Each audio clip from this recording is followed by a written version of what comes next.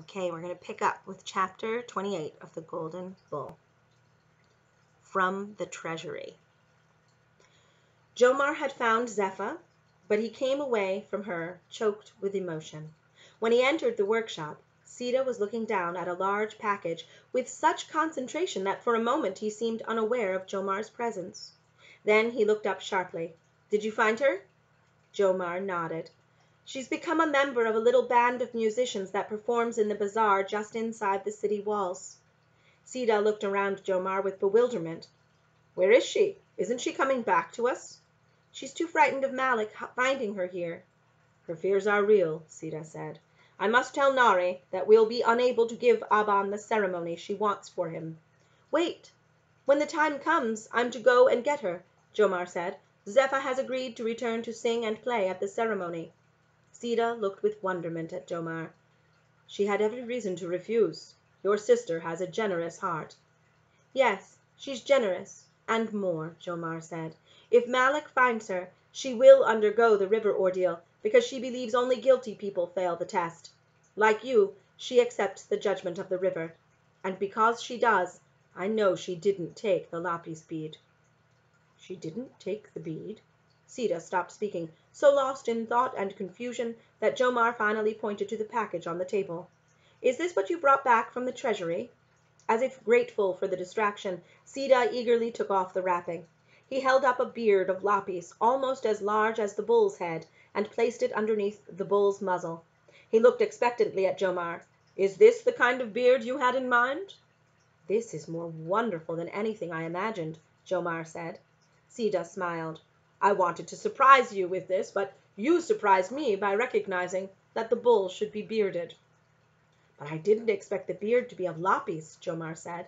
"You told me how fine the blue gem looks with gold, but also how rare and costly it is." He bent down to peer into the basket. "What's this smaller lapis piece?" "The bull's forelock," Sita answered. Jomar looked closely at the beard and forelock. "Each of these pieces has been etched with wavy lines to look like hair. Who made them?"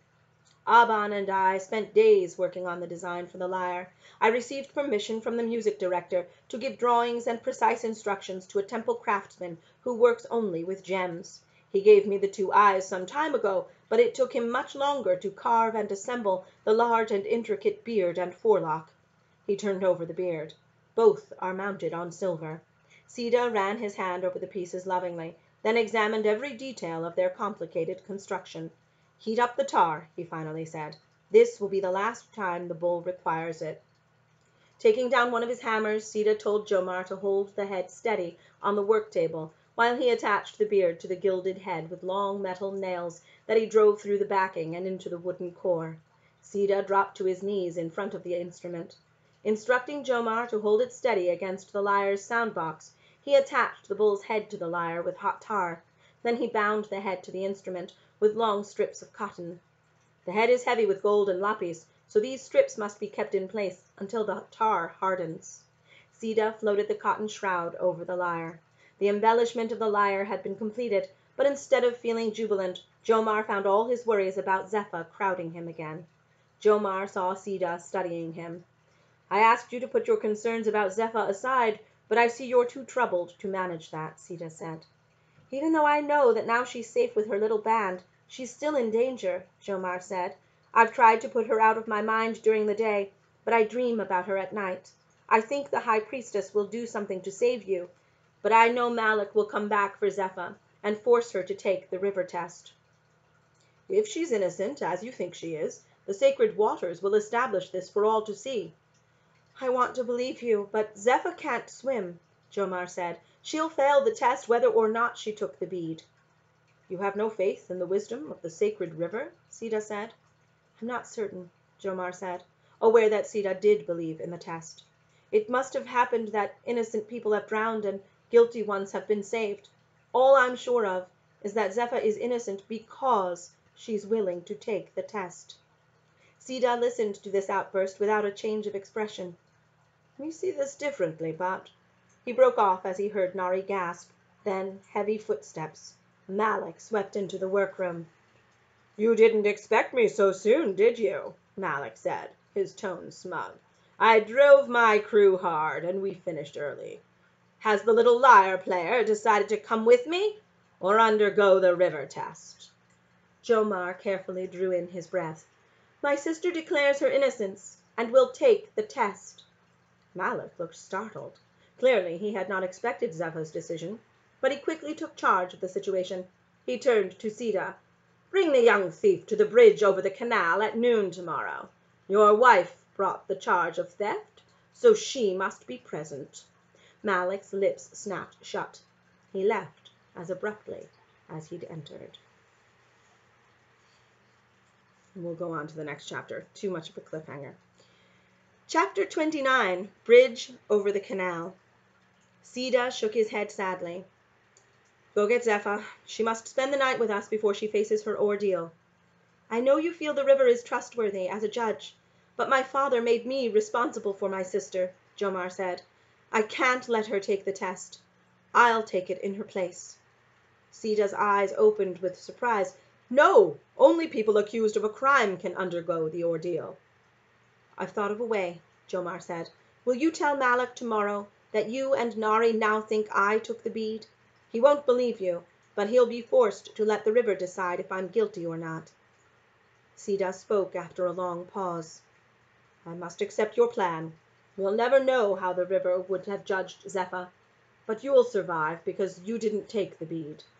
Jomar wanted to believe this, but he also was unable to swim. "Will you bring Zepha to the canal to watch you take the test?" Sita asked. Jomar shook his head. "She couldn't bear to look at a stranger's struggle when we first entered the city. She must not see me in the water."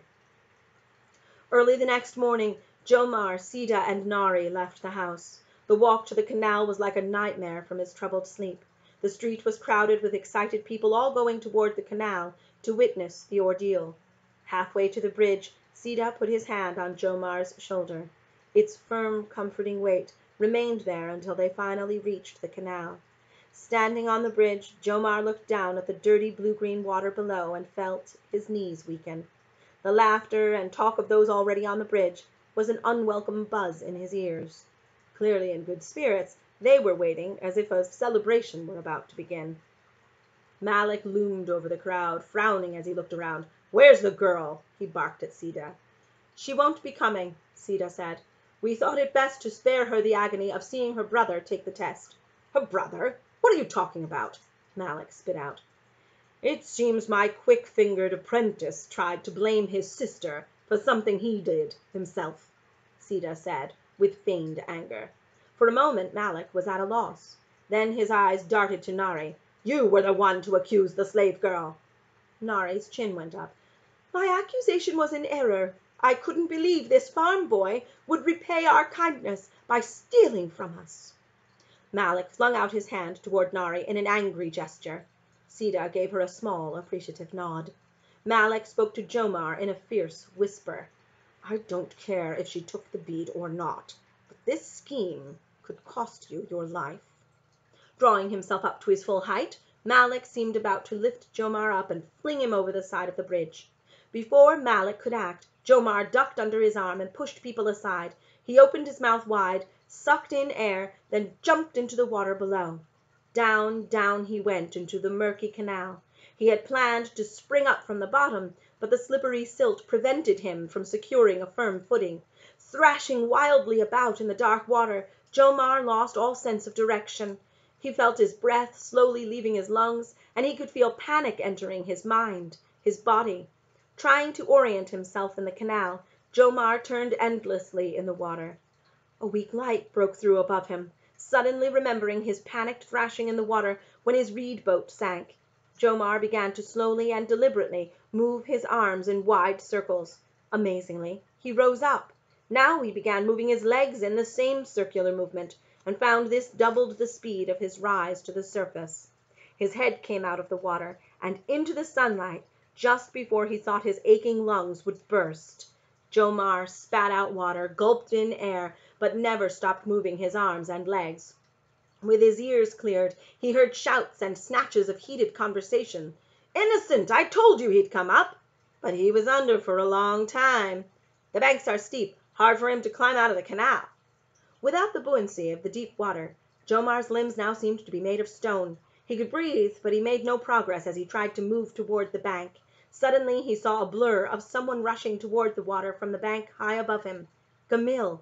Holding his ball high above his head, Gamil jumped feet first into the water. He disappeared for an instant, then surfaced. "Hang on to it!" he yelled, then threw his ball toward Jomar, before going under yet again.